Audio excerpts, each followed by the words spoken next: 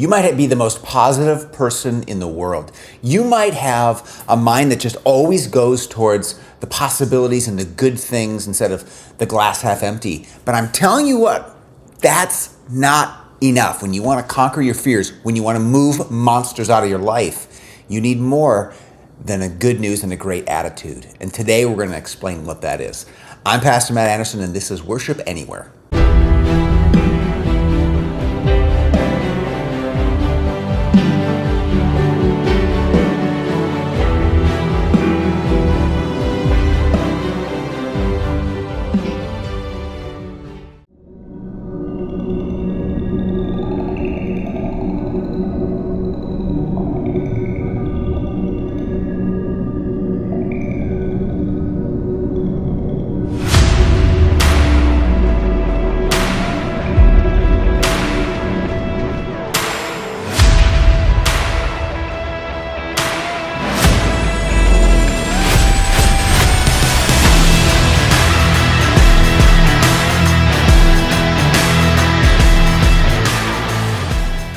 We're in our third installment of our Moving Monsters series, and we're thrilled that you could be here with us today. Follow the text prompts on the bottom of the screen to get involved. If you'd like to support what we're doing, please, you can do that through a text prompt, or you can download our app and give that way. We'd love your help providing content like this for people all over the world.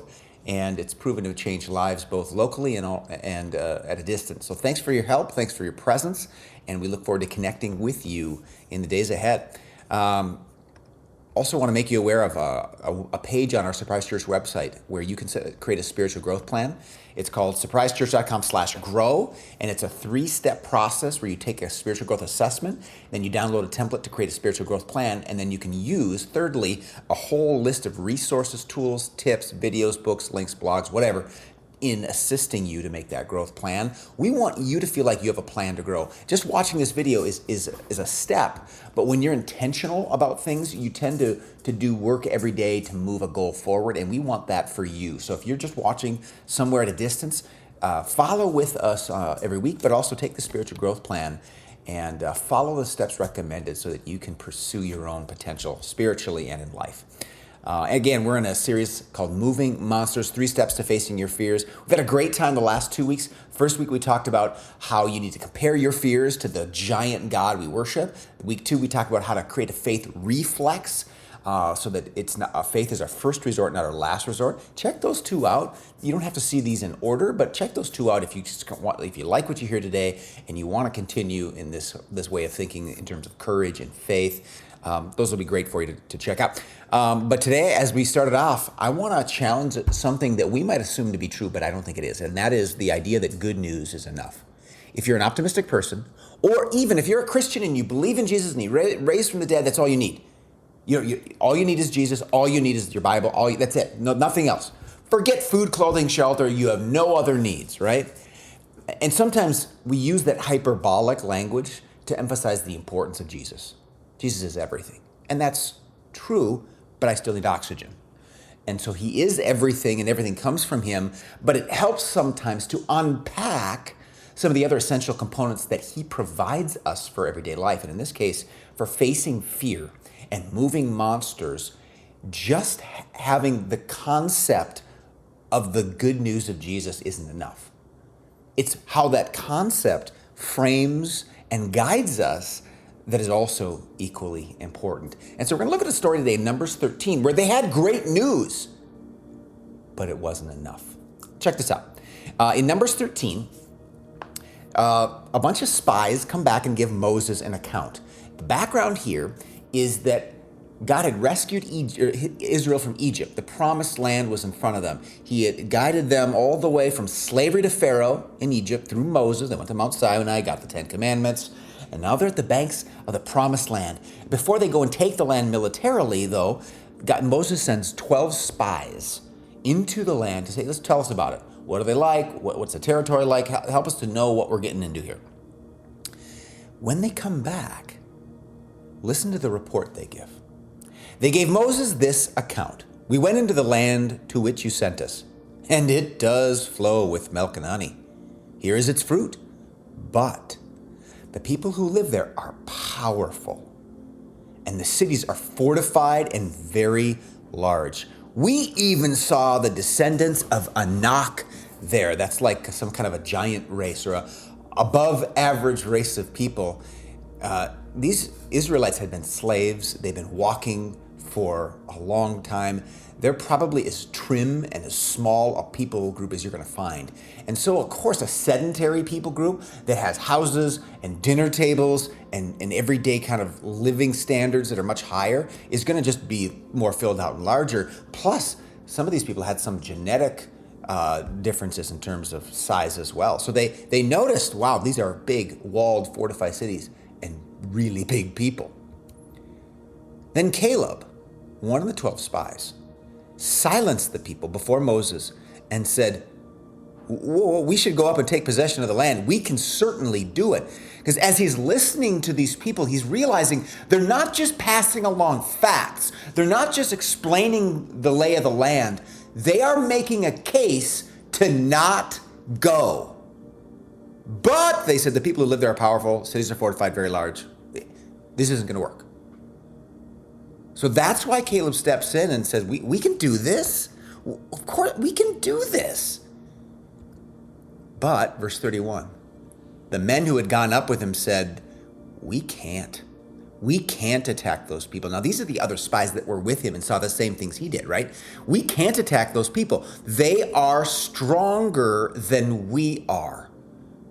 They are stronger than we are. And they spread among the Israelites a bad report about the land that they had explored. They said, the land we explored devours those living in it. Listen to how they embellish now.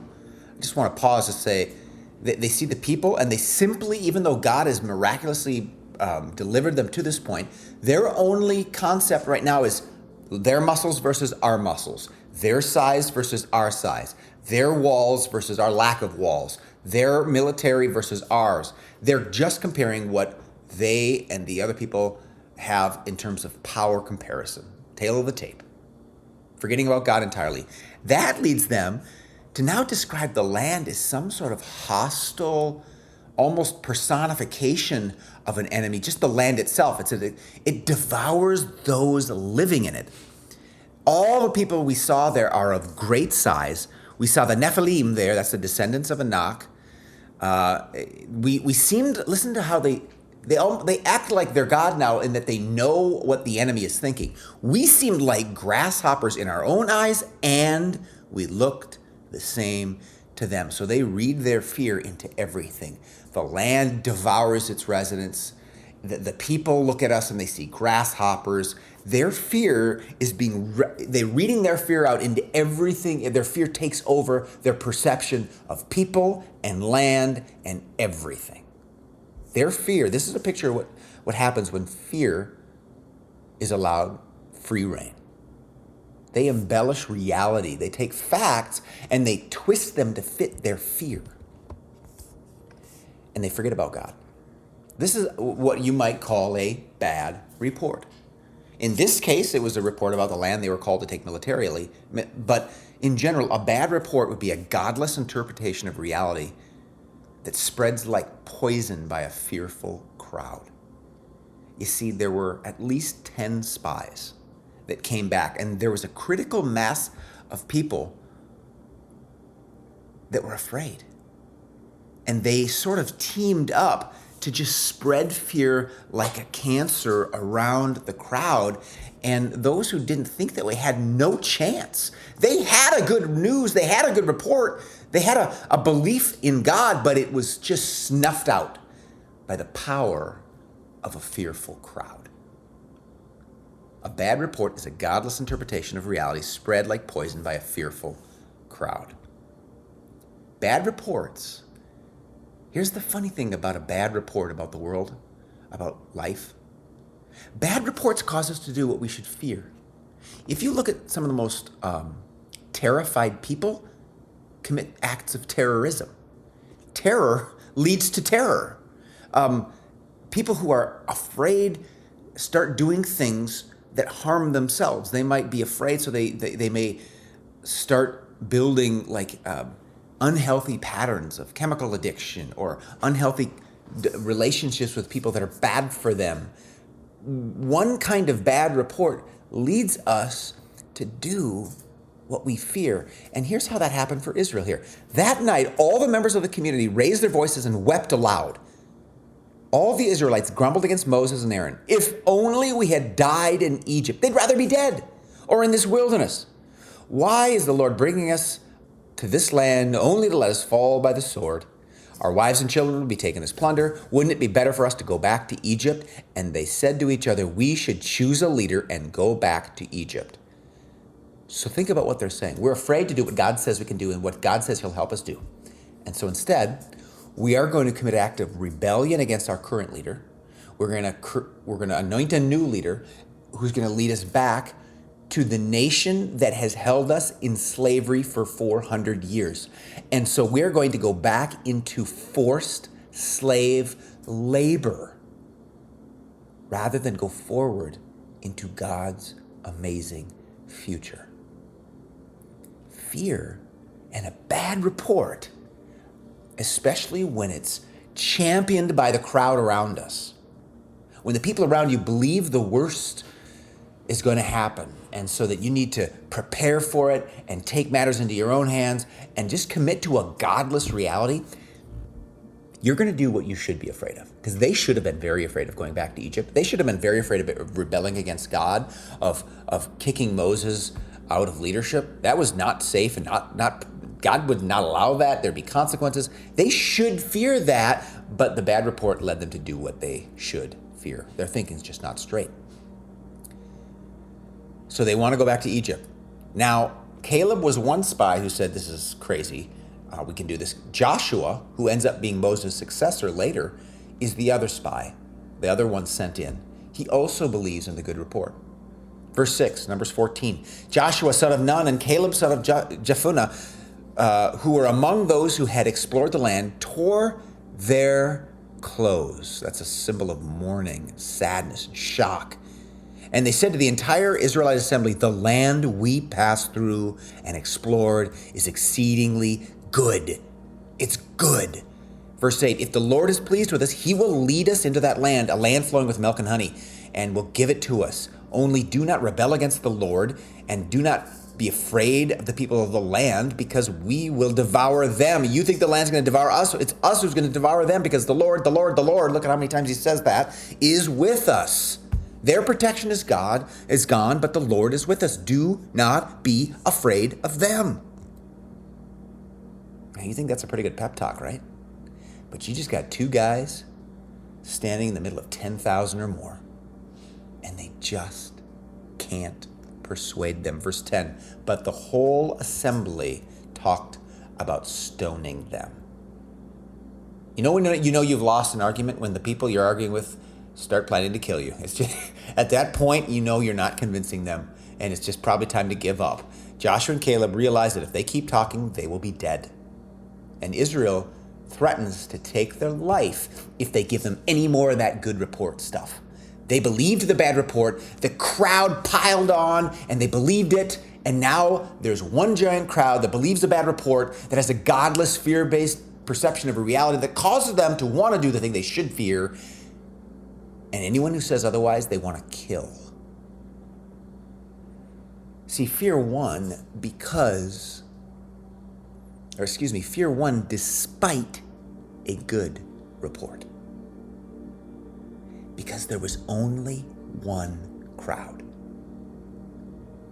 Maybe if there were two crowds kind of talking it out, duking it out, voting it out, whatever, there is a chance, but fear won despite that good report that was present, because there was only one crowd influencing the outcome. In other words, bad crowds swallow good reports. Think about the crowd in your life. Are you surrounded by a good crowd or a bad crowd? I'm not just talking about having friends that are fun.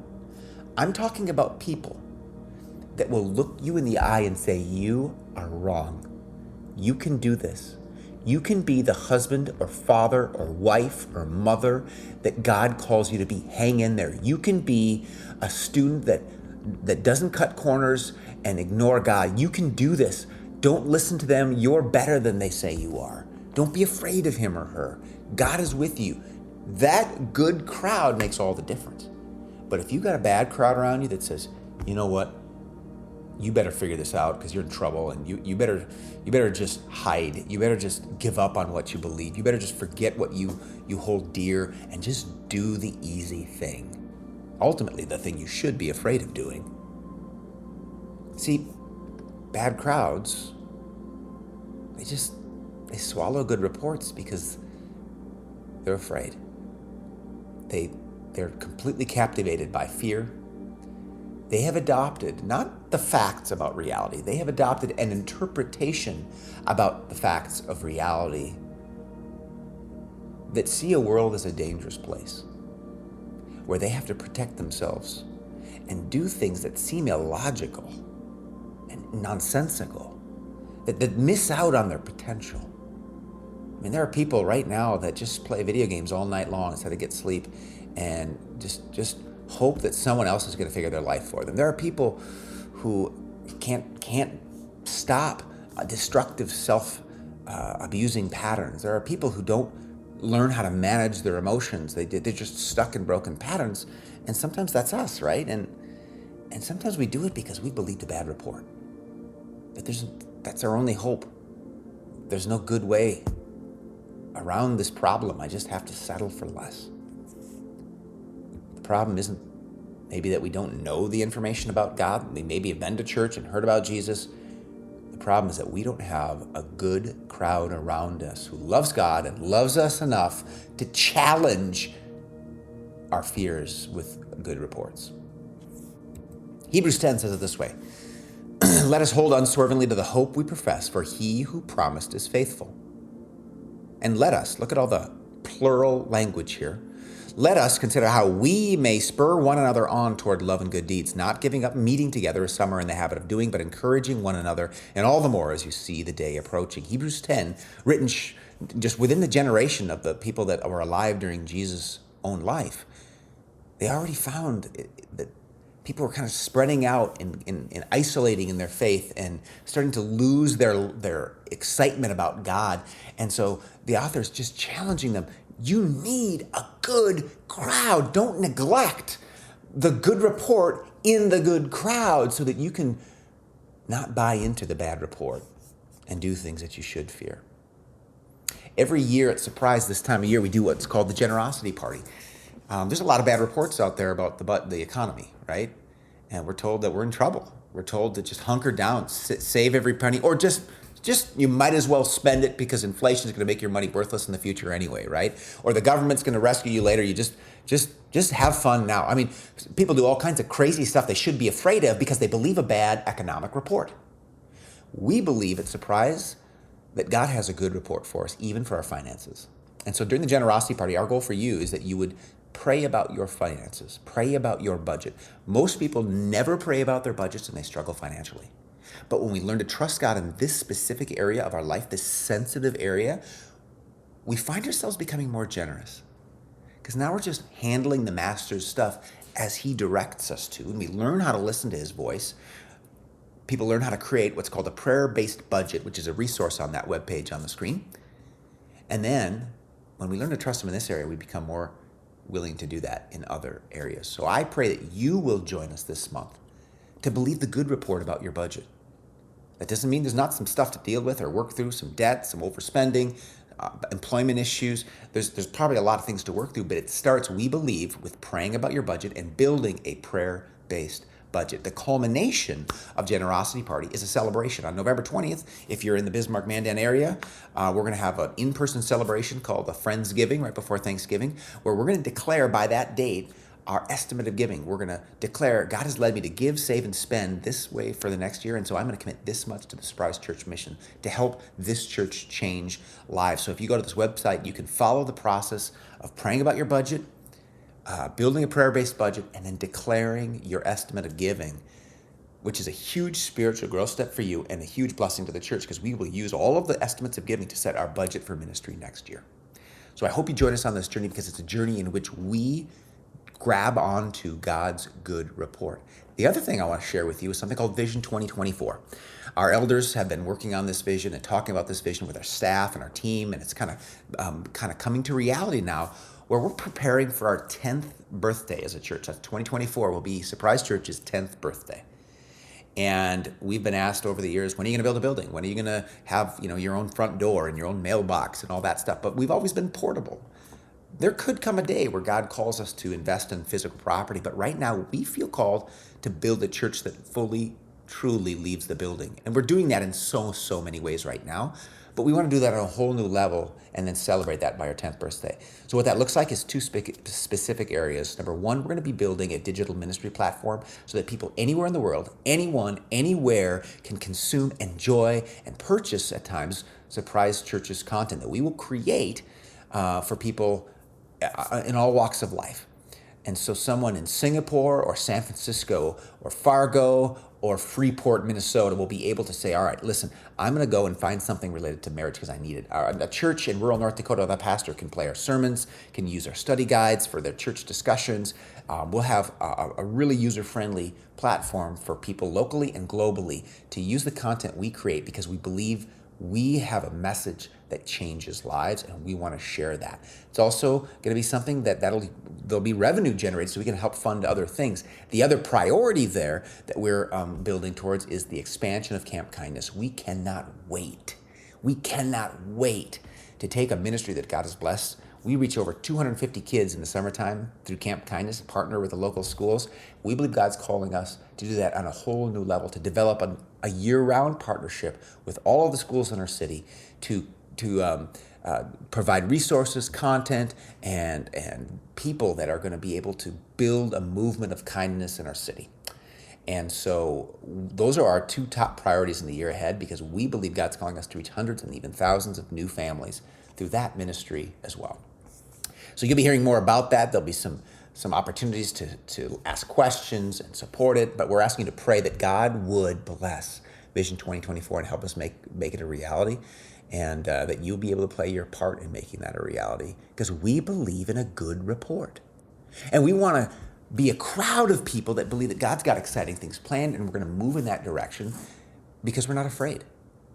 We're not just going to huddle behind closed doors. We're going to be a church that leads the building, and we want our church family to feel that same confidence that God has good plans, and we're going to move forward with God's good plans. You see, my faith is not strong enough. Your faith is not strong enough. I need a good crowd, not just a good report. That's why we do community groups at Surprise, right? Because we believe that in community groups, or if you're at a distance, we call them campfire community groups, will be the crowd gathered around you to support you and cheer you on. This week, we had a couple new people join our community groups, and they're discovering the power of a good crowd. We talk about the good news in that good crowd. We talk about God's good report for us, but we need the crowd to make it real, to make it possible, and to protect us from falling prey to the bad crowd that would have us do the thing we fear. Here's the equation, folks, as you see a couple of our community groups that just met this past week. A good crowd plus a good report makes those stinking monsters move.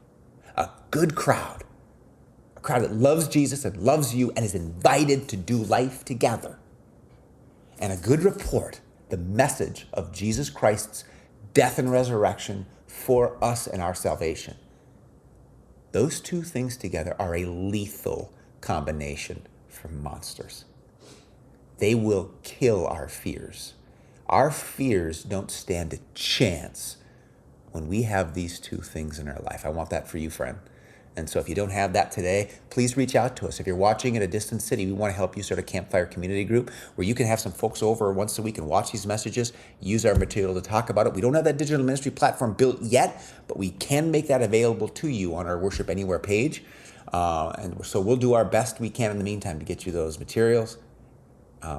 Because we believe that that is the key to moving monsters.